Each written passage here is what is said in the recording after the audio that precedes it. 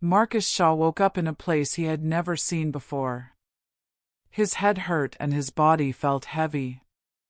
The room around him looked strange. The walls moved like they were alive. Soft lights danced across the ceiling like fireflies.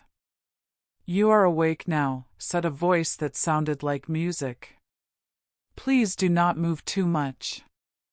I need to check if you are okay." Marcus opened his eyes slowly. Everything looked fuzzy at first. Then he saw her. The person talking to him was not human, but she looked almost like one. Her skin was clear like glass. He could see light moving under her skin like tiny rivers of stars. She was tall and moved like she was swimming through air instead of walking. "My name is Zara," she said while touching strange tools that looked like they were made from colorful crystals. "I am your doctor. Your spaceship crashed on our planet. We brought you here to help you get better." Marcus tried to sit up, but his body would not listen to him. "How long was I sleeping?" he asked. 3 days, Zara answered. She looked worried as she read numbers on her crystal tools. "You are hurt very badly, but we stopped you from getting worse." Marcus could tell she was not telling him everything. Doctors always talked like this when something was really wrong. "Zara, what are you not telling me?" Zara stopped what she was doing. The lights under her skin got dimmer. "You need to rest. Your body is healing now." "That is not an answer," Marcus said. Zara put down her tools and stepped back. "Dr. Kellen will talk to you tomorrow about what will happen next. Right now, you just need to get stronger." Marcus lay back on the bed that felt like it was hugging him. He watched Zara work around the room. She moved fast and knew exactly what to do. But he could see she was upset about something. "Zara," he said quietly, "why were you crying when I woke up?" She stopped moving. Her hands were shaking a little. "I was not crying," she said. "Yes, you were," Marcus said gently. "I could hear you before I opened my eyes." That was not the sound of normal doctor work. Zara turned to look at him. Her eyes were big and dark and full of tears that caught the light like tiny stars. "My people feel what others feel," she said quietly. "When someone we care about is in pain, we feel it too. Sometimes it becomes too much." "So you were crying because I am hurt?" "Something like that," Zara said, but Marcus could tell there was more she was not saying. "Zara, you are not telling me something important. I can see it is making you sad." "What is it?" She was quiet for a long time. When she finally talked, her voice was so soft he could barely hear her. "Marcus," she said, using his name for the first time. "I was crying because your pain will not go away." "What do you mean?" "Our medicine is very good, but we cannot fix what is wrong with your body." Marcus felt scared. "How bad is it?" "Dr. Kellen will explain everything tomorrow," Zara said. Her skin lights were almost gone now. "But Marcus, you need to know that we are not treating cuts that will heal. We are helping with something that will get worse." The room became very quiet except for the soft sounds of machines. Marcus stared at the ceiling. "Zara, are you saying I am going to die?" Her answer was so quiet it was almost a whisper. "Yes, Marcus. Even with all our tools and knowledge and care, you are dying." I was crying because there is nothing I can do to change that. Marcus closed his eyes. He felt very heavy, like someone had put rocks on his chest. Through the windows, he could see stars that would keep shining long after he was gone. That made him feel scared but also somehow peaceful. How long do I have? He asked. Dr. Kellen will talk about. Zara, Marcus interrupted softly. How long? Tears fell from her eyes, making trails of light down her face. Weeks, maybe months if we can slow it down. But Marcus, the damage to your body cannot be fixed. We can stop your pain and give you time, but we cannot give you a future. Marcus nodded slowly. Now he understood why this kind, beautiful person had been crying over someone she just met. It was not just because he was hurt. It was sadness for a life that was ending too soon. Thank you, he said quietly, for telling me the truth. Zara looked surprised. You are thanking me for telling you that you are going to die? I am thanking you for being honest instead of hiding behind doctor words, Marcus said. And for caring enough about a stranger to cry for me. Zara wiped her eyes. The lights under her skin got a little brighter. Marcus, I want you to know that even though we cannot cure you, we will not leave you alone. You will have the best care we can give for as long as you have. For as long as I have, Marcus finished. I understand. And Zara, I am happy it is you taking care of me. After she left to help other patients, Marcus lay in the dark thinking about time. How much he had wasted. How little he had left. And how strange it was that the most honest talk he had had in months was with someone from another world who just told him he was going to die. Tomorrow he would learn all the details about what was wrong with him. Tonight he would think about the fact that his story was ending sooner than he ever thought it would. But somehow, that truth had come wrapped in gentle kindness from someone who barely knew him but still cared enough to cry for him. Dr. Kellen's explanation the next morning told Marcus what Zara's tears had already shown him. His body was slowly breaking down, and no medicine anywhere could fix it. The planet he had crashed on was sick with a type of radiation that human bodies could not handle. It had changed his cells in ways that made it impossible for them to work right. We can slow it down a lot, Dr. Kellen explained. His skin light stayed calm as he talked, like someone who had given this kind of news many times before.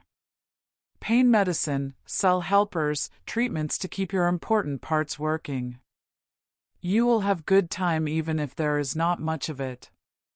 Marcus listened to this information like it was about someone else. How will it happen? What should I expect? You will get weak slowly. Sometimes your body will have trouble doing basic things.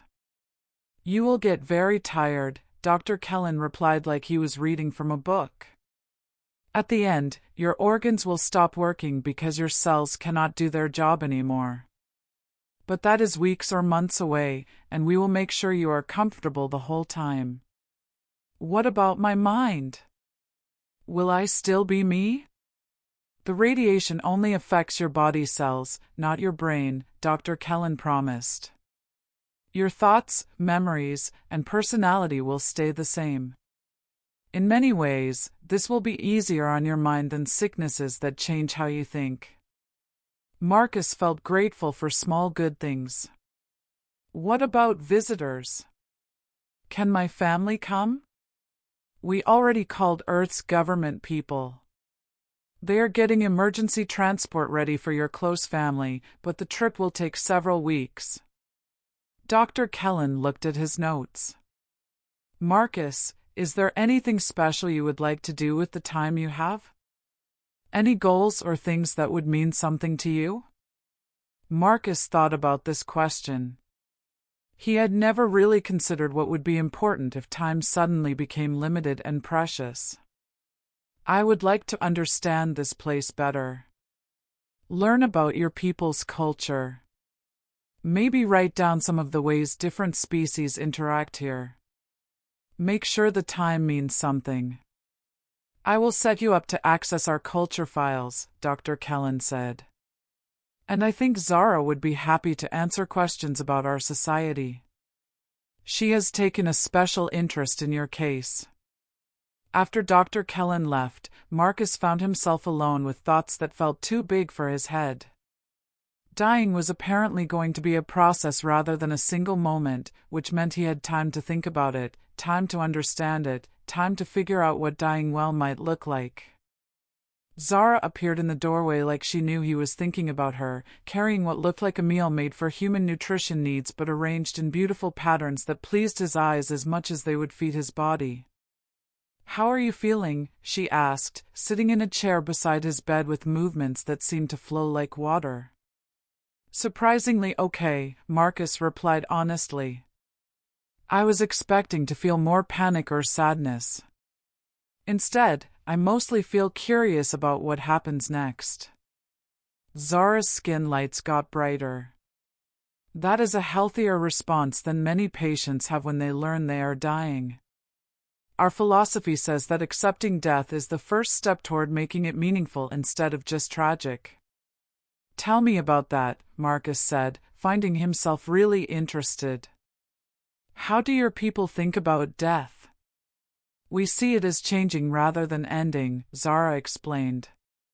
Her voice took on that musical quality he noticed when she talked about things that mattered to her. "Consciousness is energy, and energy cannot be destroyed, only transformed. Death is simply the moment when individual awareness rejoins the larger patterns of existence." "That sounds comforting." "It is when you can truly believe it," Zara replied. "Though I admit that watching someone I have grown to care about approach this transition is testing my philosophical acceptance." Marcus studied her face, noticing how her skin lights seemed to respond to her emotions in ways that made her feelings impossible to hide. "You have grown to care about me. We have known each other for 4 days. Time is not always equal to emotional connection," Zara said softly. "Sometimes you meet someone whose spirit connects with yours in ways that feel immediate and deep. The word in our language translates roughly as soul recognition." "Soul recognition," Marcus repeated, testing the idea. "Is that what this is?" Zara was quiet for a moment, her patterns cycling through colors that suggested complex emotional processing. "Marcus, I have been a medical professional for 30 years.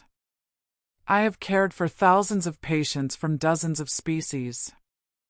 I have never experienced anything like what I feel when I am taking care of you." "And what do you feel?" "Like your well-being matters to me in ways that go beyond professional duty," she said quietly. "Like losing you will leave an empty space in my life that I will not know how to fill." Marcus felt something shift in his chest. A warmth that had nothing to do with medicine and everything to do with recognizing that even in dying, he was somehow finding connection that made life feel more meaningful rather than less. "Zara," he said carefully, "is it appropriate for us to?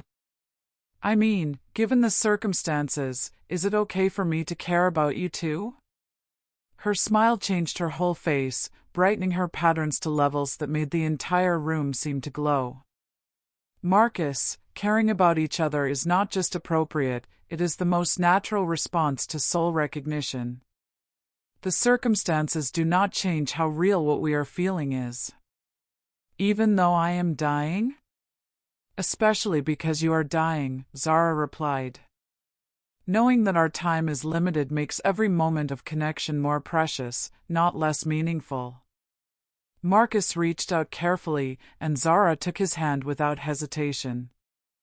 Her skin felt warm and carried a subtle electric feeling that spoke to the biological differences between their species, but the gesture itself was universally recognizable as comfort and affection. "Zara," he said quietly, "I want you to know that learning about you, talking with you, having you care about what happens to me, it is making this whole situation feel less like tragedy and more like opportunity." "Opportunity for what?" "To experience something real and meaningful in whatever time I have left," Marcus replied. "To learn about your people, to share something of mine. To leave knowing that I made a genuine connection with someone extraordinary." Zara squeezed his hand gently, her tears falling again, but carrying a different quality than the grief he had witnessed before. Marcus, you are teaching me something about how to approach death that my medical training never covered. You are showing me that dying does not have to mean giving up on living. As they sat together in the medical bay's organic lighting, Marcus realized that his diagnosis had given him something unexpected. Clarity about what mattered. He was dying, yes, but he was also alive right now in this moment, connected to someone who saw value in his existence even as it approached its end. For the first time since awakening in this alien medical facility, Marcus felt something that might have been peace. Over the following weeks, Marcus discovered that dying was surprisingly compatible with learning to live more intentionally.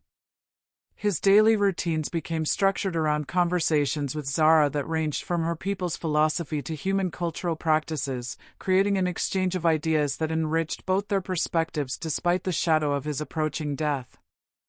Your species has an interesting relationship with time, Zara observed during one of their afternoon discussions, reviewing notes she had been taking about human psychology and behavior. You seem to believe you can save it, spend it, waste it, or invest it as if time were a resource you could control. Do not your people think of time that way? Marcus asked, noting how his energy levels went up and down more dramatically now than they had the week before. We experience time as flow rather than commodity, Zara explained. Like a river that carries you forward regardless of your intentions. You can choose how to move within the current, but the current itself is beyond your control. Marcus considered this perspective while watching other patients move through the medical facility's curved corridors. That actually sounds more peaceful than the human approach. We are always fighting time, trying to accomplish more than hours allow. Fighting time is exhausting, Zara agreed. Flowing with it allows energy for more meaningful activities. Their conversations had become the highlight of Marcus's days, providing intellectual stimulation and emotional connection that made his declining physical condition seem less important than it might have otherwise.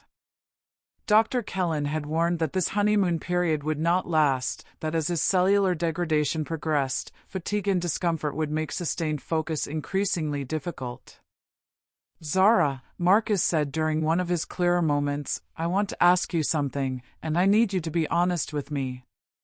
Always, she replied, settling into the chair that had become permanently positioned beside his bed. How much of your time and attention am I taking up?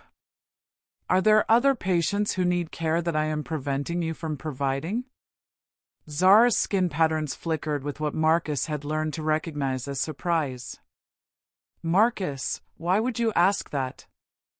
Because I can see how much energy you are investing in my care, and I know there are others here who might actually recover, Marcus said carefully. I do not want my situation to prevent someone else from getting help that could save their life. You are worried that caring for you is preventing me from helping others who have a better chance of getting well. Something like that, yes. Zara was quiet for a long moment, her pattern cycling through colors that suggested complex emotional processing. Marcus, can I tell you something about medical ethics that might surprise you? Please. The value of care is not measured by the probability of cure, she said slowly. Some of the most meaningful work I have done as a healer has involved helping people die with dignity rather than helping them live longer. What you are experiencing, this process of conscious dying, it is teaching me things about medicine that I never learned in training. Such as? That healing sometimes means accepting rather than fighting. That connection and comfort can be more valuable than cure. That helping someone approach death peacefully is just as important as helping someone avoid death entirely. Zara leaned forward, her patterns brightening with conviction. Marcus, taking care of you is not preventing me from helping others. It is teaching me how to be a better healer for everyone I treat. Marcus felt something release in his chest, a tension he had not realized he had been carrying. So I am not just a burden who is taking up resources? You are a teacher who is showing me dimensions of healing I never knew existed, Zara replied firmly. Every conversation we have, every moment of peace you find despite your diagnosis, every instance of grace you show in facing your mortality, all of that is changing how I understand what medical care should provide. I do not feel particularly graceful, Marcus admitted. Most of the time I feel scared and sad and frustrated that this is happening. And yet you continue to ask thoughtful questions, to worry about others, to find meaning in whatever time you have, Zara pointed out. If that is not grace, I do not know what is. That evening, as Marcus's family finally arrived after their long journey from Earth, he found himself able to introduce them to Zara with genuine pride rather than the embarrassment he had expected to feel about his situation. His parents and sister met the being who had been caring for him with gratitude that was clearly heartfelt and profound. She has been taking excellent care of him, his sister Emma told Dr. Kellen privately, though Marcus could hear the conversation from his bed. I have never seen Marcus so peaceful, I guess, even under these circumstances. Zara has a gift for helping patients find meaning in difficult circumstances, Dr. Kellen replied. Your brother has been fortunate to have her as his primary caregiver. Later, when his family had settled into temporary quarters and the medical bay had grown quiet, Marcus and Zara sat together in the dimmed lighting that accommodated both human and her species' sleep rhythms. Thank you, Marcus said quietly, for helping me not be ashamed of my situation when my family arrived. Why would you be ashamed? Because I am dying from something stupid, radiation exposure from a routine mission that went wrong. Because I cannot fight this or overcome it or show any of the strength my family probably expected from me. Marcus paused, struggling with emotions that felt too large for words. Because I am scared and sad, and I do not want to leave them. Zara reached for his hand, her touch carrying the warmth and slight electrical sensation he had grown to find comforting. Marcus, strength is not the absence of fear or sadness. Strength is feeling those emotions fully and choosing to find meaning anyway. Is that what I am doing? You are facing an impossible situation with honesty and grace, Zara said softly. You are using the time you have to build connections and share experiences that matter. You are teaching everyone around you, including me, something valuable about how to approach mortality with dignity. Marcus squeezed her hand gently, marveling at how this relationship had become the most honest and meaningful connection of his life, even though, or perhaps because, it was constrained by the reality of his approaching death. Zara, he said quietly, whatever happens next, I want you to know that meeting you has made this whole experience feel like gaining something rather than just losing everything. Her tears caught the room's soft light like liquid starlight, but for the first time since he had known her, they seemed to carry joy alongside the sorrow. Marcus, she whispered, you have given me the same gift. The decline, when it came, was both gradual and sudden, a slow weakening punctuated by moments when Marcus's body simply forgot how to maintain basic functions. Zara had prepared him for this pattern, explaining that cellular degradation rarely followed predictable timelines, but experiencing it was different from understanding it intellectually. The hardest part, Marcus confided to Zara during one of his increasingly rare periods of clarity, is not knowing from moment to moment whether I will be able to think clearly or if my body will cooperate with what my mind wants to do. That uncertainty is frightening. That uncertainty is frightening, Zara agreed, adjusting his medication levels to ease the discomfort without clouding his consciousness. How are you coping with it? By focusing on right now instead of trying to predict what comes next, Marcus replied. You taught me that, the approach of flowing with time rather than fighting it. Zara's patterns brightened with something that looked like pride mixed with sadness. You have been an excellent student of concepts that took me decades to understand.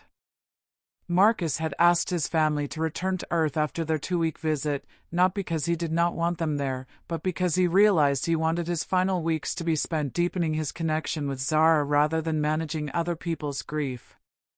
The decision had been difficult to explain, but ultimately his parents understood that he needed to approach death in his own way. "Are you sure this is what you want?" his sister Emma had asked. "To spend your last time with someone you have known for weeks rather than family you have known your whole life?"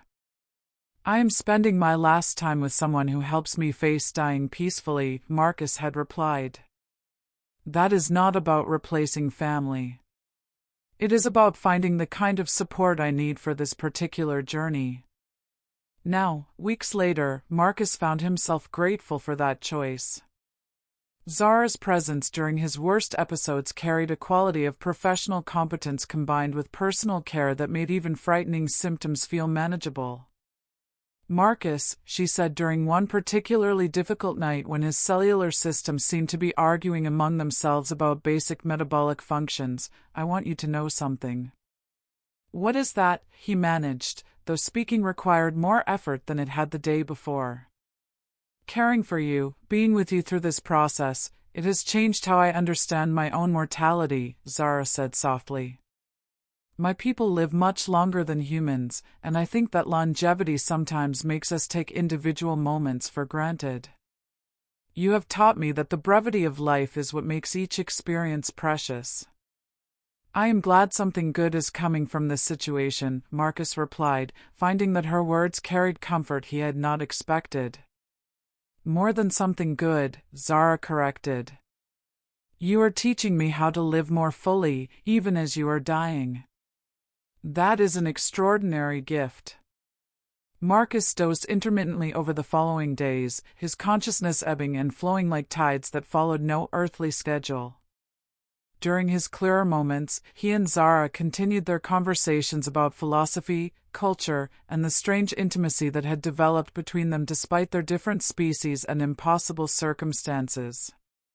"Do you think," Marcus asked during what they both sensed might be one of their last substantive conversations, "that we would have connected this way if we had met under normal circumstances?"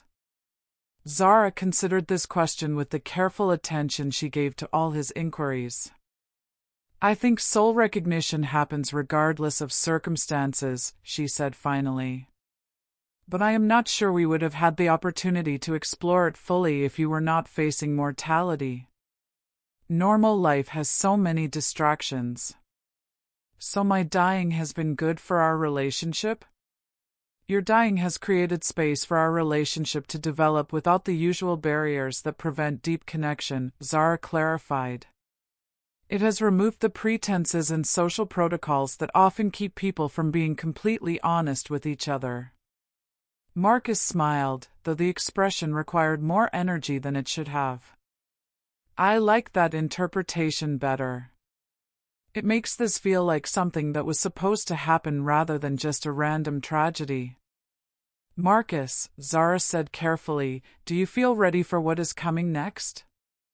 Marcus thought about this question, taking inventory of his emotional and spiritual state with the same thoroughness he had once applied to scientific research. "I feel sad about leaving people I love. I feel frustrated about all the things I will not get to experience. But I also feel complete somehow, like this relationship with you has given me something I needed without knowing I needed it." "What did you need?" "To know that connection is possible even under impossible circumstances," Marcus replied. "To understand that caring about someone deeply does not require sharing a lifetime with them. To experience the kind of honesty that only seems to emerge when there is no time for anything else."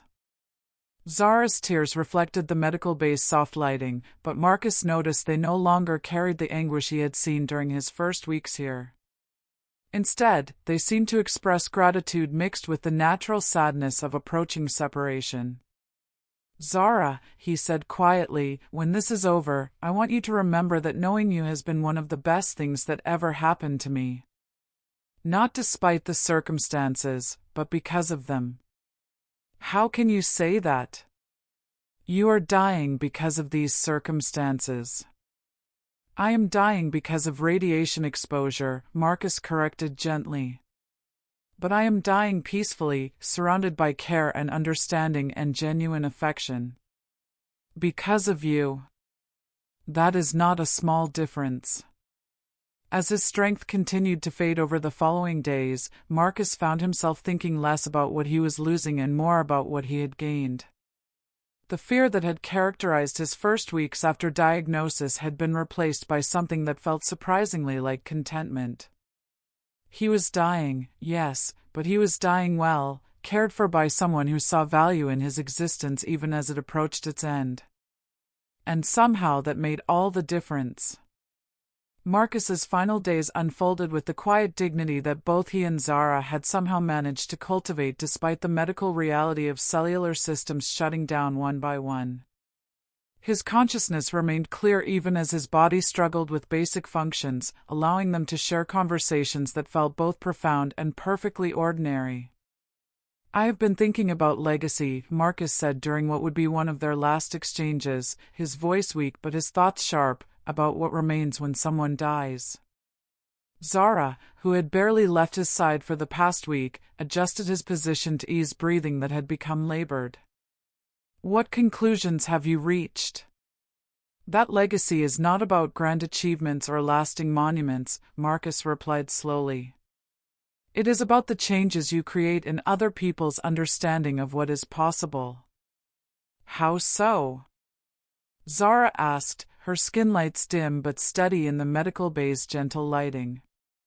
You told me that caring for me changed how you understand healing, Marcus said, pausing between phrases to conserve energy. That means something I experienced, something we shared together, will influence how you treat every patient who comes after me. My dying becomes part of how you help others live. Zara's tears fell silently, but Marcus could see in her expression that his words had touched something deep in her understanding. You are saying that our relationship has created ripples that will extend beyond your death. I am saying that nothing we have shared together will disappear when I do, Marcus replied. The insights you have gained, the peace we found in an impossible situation, the way we have learned to care about each other despite knowing it would end, all of that continues. Dr. Kellen entered the bay quietly, checking readings that both patient and caregiver knew were formalities at this point. Marcus's cellular structure was approaching complete breakdown, but his neurological function remained intact, allowing him to participate consciously in the final stages of his journey. Is there anything you need for comfort? Dr. Kellen asked gently. Just Zara's presence, Marcus replied, and maybe, could you contact my family? I think it is time for final messages. The video calls with his parents and sister were brief but meaningful, each family member finding their own way to express love and gratitude for the time they had shared.